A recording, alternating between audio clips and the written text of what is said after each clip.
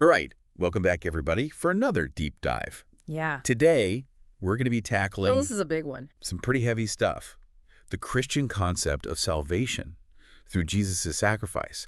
We've got I'm excited to get into this. excerpts from a text that really digs into this. It gets Mhm. into some really fascinating ideas Yeah. about sin, judgment, and eternity. You're absolutely right. And even if you're not a Christian yourself, I think Right, you'll find it valuable just to kind of understand these for concepts. sure. I mean, Christianity has had such a massive impact on history and culture, Oh, billions of people's lives. yeah, it's everywhere. So just getting a handle on its core beliefs can be really eye-opening. All right, so let's just dive right in. The text kind of jumps right in talking about humanity's inherent sinfulness. Right. And not just like, Right. the big sins either. It actually uses these everyday examples I think we can all relate to. Yeah. Things like lying, Mm-hmm. stealing, Those little white lies. even holding those little grudges. What I find really interesting here is how the text connects these like everyday actions Yeah. to this big theological concept of sin as separation from God. Oh, interesting. It argues that no sin is truly small in God's eyes. Wow. So it's really saying even something like, a little white lie is on the same level as, Right. something truly horrific. Exactly. Wow. It doesn't really I would have expected that. Yeah, it doesn't mince words. It's a thought-provoking perspective, isn't it? For sure. The text seems to be saying that all sin, Regardless of... regardless of how we might rank it from a human perspective, Yeah. leads to the same consequence: eternal separation from God in hell. Wow. It's setting up some pretty high stakes right from the start. It definitely does not shy away from painting a very vivid picture of hell either. I mean, the way it describes this place of eternal pain Right. and sadness designed specifically for those who reject God. I mean, it's pretty intense. It certainly is. And it's worth noting that this text Okay. seems to be taking a very literal interpretation of hell, Right. which isn't always the case, Right. in other Christian denominations. For sure. Some might see it more as a symbol or a metaphor. This idea of a literal hell actually ties into something else that caught my eye. Uh-huh. How the text talks about physical death being just a transition Interesting. to the afterlife. Could you explain a little bit more about what it means when it says our spirits are eternal? Absolutely. The text is drawing a very clear distinction between our physical bodies, which are temporary, Mm-hmm. and our spirits, which it sees as existing beyond death. Right. So this concept of an enduring spirit, the Yeah. idea that a part of us continues to exist even after our physical body dies, Right. that's actually something you find in many religions throughout history. Okay. That makes sense. Right. So with all this talk about sin and hell, where does Jesus fit into the picture? Right. The text presents his sacrifice as the solution to this whole The big question. problem of sin. It's a pretty bold claim. It is. And to understand it, I think it's helpful to kind of look at the analogy the text uses. Okay. Jesus as the Lamb of God who takes away the sins of the world. This imagery comes straight from the Old Testament tradition of animal sacrifices, which were meant to atone for sin. Right. But Jesus' sacrifice is presented as something much, much greater. Yeah. Something that can actually, erase the sins of all humanity. I'm really struck by how graphic the text is Yeah. when it describes the suffering Jesus endured, like Yeah. being beaten and humiliated and then crucified. Yeah. It's a lot to take in. Why was this kind of gruesome death seen as necessary? That's a question that's puzzled theologians for centuries. For sure. And this text kind of offers its own perspective. Okay. It introduces the concept of atonement. Okay. The idea that Jesus' death wasn't just any death, it was a substitutionary sacrifice. Okay. He willingly took on the punishment that humanity deserved. It's as though he absorbed the consequences of our sins. Wow. It's a deeply profound idea that has sparked, a lot of debate and interpretation. So according to the text, this salvation that Jesus offers, Right. it's a free gift. Yes. It's something you receive through faith in Jesus, not through Mm-hmm. any good works you do. Exactly. This is what's known as grace. Okay. The text is emphasizing that God's forgiveness isn't something we can earn or Yeah. deserve through our own efforts. Okay. It's a gift freely offered to anyone who genuinely believes in Jesus' sacrifice and accepts him as their savior. And it really emphasizes the transformative power of accepting Jesus. Yeah. The text talks about it leading to a completely new life, a life free from the weight of sin Right. and filled with eternal hope. This idea of transformation, of a radical change in your life and outlook, Yeah. it's a core theme here. It's not just about escaping punishment in the afterlife, but about experiencing a profound shift in this life. Yeah, I see that. The text suggests that accepting Jesus can bring a sense of purpose, fulfillment, and joy Okay. that you wouldn't otherwise experience. So it's almost like this text is laying out this stark choice. Yeah. Humanity is inherently sinful, destined for this eternal separation from God, Yeah. unless they choose to accept Unless they choose. Jesus' sacrifice as the solution. Yes. Would you say that's a fair summary? I think you've captured the essence of the argument here, but it's important to remember this is just one perspective within, the vast and complex world of Christianity. Right, of course. There are so many different interpretations and nuances when it comes to these concepts. That's a good point. We're just scratching the surface here, offering a glimpse into one specific set of beliefs. But I think even this glimpse can raise some really thought-provoking questions, even for those who don't consider themselves Christian. What do you think, for someone listening who might not subscribe to these beliefs, what can they take away from all of this? That's a great question.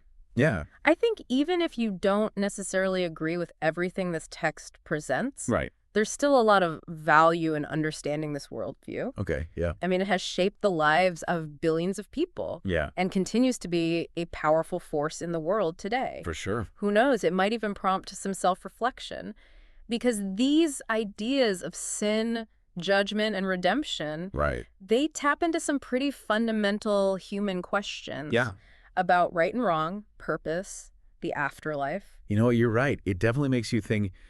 I'm curious to kind of dig into some of the specific details of how this all works. Like, what exactly does it mean to accept Jesus? Yeah. How does that transformation happen? Those are great questions, and I think the text gives us some clues. For example,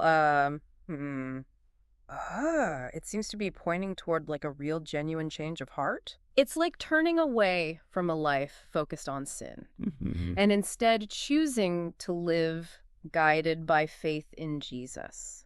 So it's not just about saying the right words or going through the motions, but a deeper internal shift. That's the impression I get. Okay. And remember how the text talks about aligning your life with Jesus's teachings? Yeah. It seems to be about putting those teachings into practice. Okay. Striving to live with the same love and compassion that Jesus embodied. Okay, so I'm trying to wrap my head around this idea that all sins are equal. Right?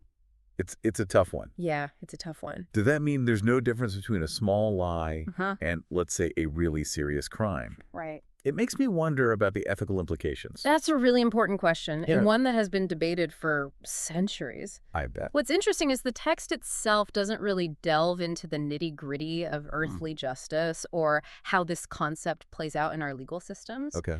It's laser-focused on the spiritual dimension of sin and how it impacts our relationship with God. So it's more about that internal state, that separation from God that sin creates, rather than getting caught up in the specific details of what we do. That seems to be the emphasis here. Okay. And this is where the idea of grace becomes so crucial. Okay. It's acknowledging that we're all imperfect. Right. We all fall short of God's standards in some way. For sure. And yet, forgiveness is still possible.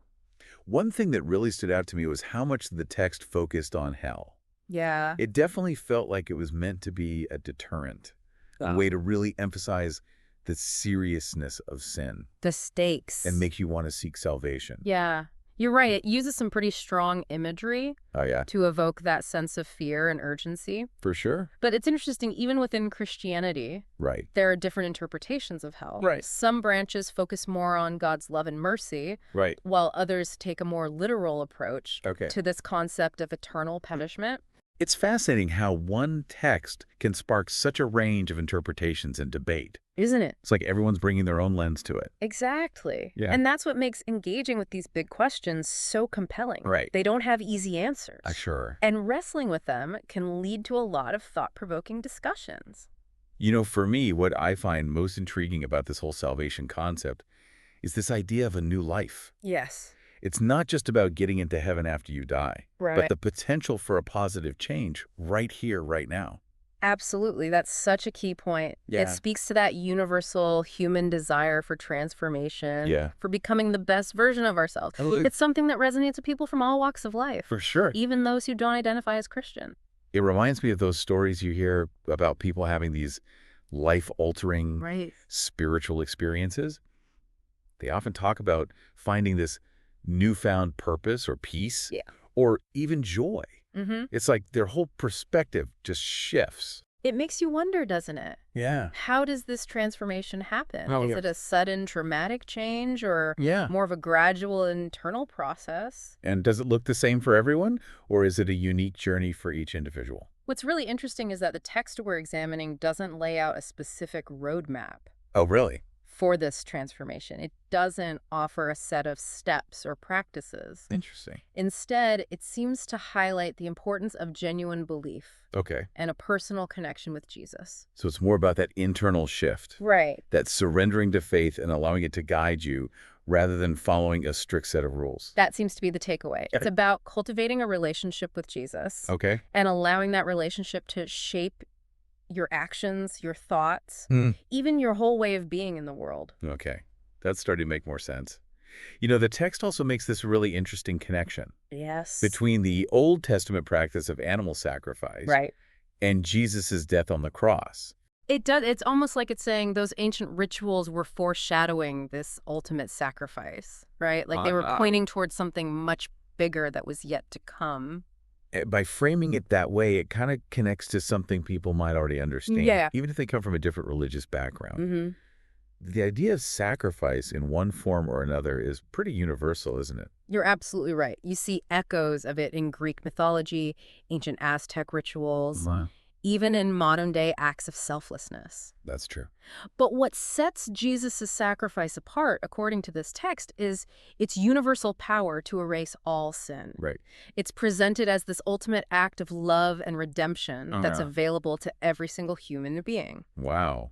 That's a pretty powerful concept. Yeah. I'm realizing that even though we're looking at a specifically Christian text, there are some universal themes that could resonate with anyone who's on a journey of self-discovery or spiritual exploration. Exactly. It makes me think about the human longing for meaning and purpose. Yes. And our search for connection to something greater than ourselves. That's a beautiful observation. Yeah. And it ties into the idea that even if you don't necessarily subscribe to the specifics of this particular belief system, engaging with these big questions can still be incredibly valuable. Clearly. It can spark new insights, challenge our assumptions, and maybe even lead us to a deeper understanding of ourselves and the world around us. That's so true. Okay, so we've talked a lot about the concepts of sin, hell, sacrifice, and grace. We have. But the text also mentions this idea of eternal hope. Right. What does that mean in the context of salvation? That's a great question, I think. It's a really beautiful concept, actually. It's about more than just escaping eternal punishment. Right. Eternal hope, as it's presented in the text, is about this deep and abiding confidence in God's love and promises. Okay. It's this, knowing that even though life here on earth is full of challenges and uncertainties, there's something more, something bigger waiting for us. So it's not just about getting into heaven, but about having this unshakable sense of peace and optimism even when things are tough. Exactly. It's about knowing that you're loved and supported no matter what. And it's about believing that ultimately good will triumph over evil. Right. And that there's a purpose to our existence that extends beyond our earthly lives. I'm really struck by how this text manages to balance those heavier concepts like sin and judgment with this really uplifting message of hope and transformation. It's a powerful combination, isn't it? It is. It acknowledges the reality of our human flaws and the consequences that come with them. Right. But it also offers a path towards redemption. Right. And a promise of something truly extraordinary. As we wrap up this deep dive, what are some of the key takeaways Oh, that's a great question. you hope listeners will walk away with? Well, first and foremost, I think it's important to remember that this is just one perspective. Right. Within the vast and incredibly diverse world of Christian thought. Of course, yeah. I mean, even within Christianity, there are so many different interpretations and beliefs around these concepts. Right. We've just explored one particular interpretation of salvation through Jesus' sacrifice. Exactly. It's not meant to be the definitive answer. No. Or a one-size-fits-all explanation. Absolutely. And I think it's also crucial to keep in mind the historical and cultural context Yes. that these ideas emerged from. For sure. I mean, they developed within a specific time and place, and they've continued to evolve and be reinterpreted over the centuries. Yeah. Understanding that context can add a whole other layer of depth to our understanding. That's a great reminder. Yeah. It's so easy to forget that these belief systems have their own history and evolution. Yeah, exactly. Yeah. And finally, and perhaps most importantly, I'd encourage listeners to kind of think critically about what they've heard, to ask questions and to explore different perspectives. Whether you agree with the ideas presented in this text or not, I think there's so much value in wrestling with these big questions about life, death, and the meaning of it all. It's all about expanding our understanding and engaging in meaningful dialogue. Exactly. And maybe even challenging our own assumptions and biases along the way. Yeah. But at the end of the day, I think this deep dive ultimately highlights the power of belief itself. Okay. Whether it's faith in a divine being, faith in humanity, or even faith in ourselves, belief can have a profound impact. Agreed. On how we live our lives, how we treat others, and how we make sense of the world around us. That's such a powerful thought. Yeah. It's a reminder that our beliefs shape our reality. Yeah. In so many ways. They really do. And they can be a source of comfort, inspiration, and motivation, especially in the face of challenges. I think that's a perfect note to end on. This has been quite a journey exploring these really profound ideas about sin, judgment, sacrifice, and the possibility of redemption. It's been a fascinating exploration, and I hope it's given our listeners something to ponder. Thank you so much for joining us on this deep dive into the Christian concept of salvation through Jesus' sacrifice. It's been a pleasure. We encourage you to keep exploring, keep questioning, and keep seeking deeper understanding.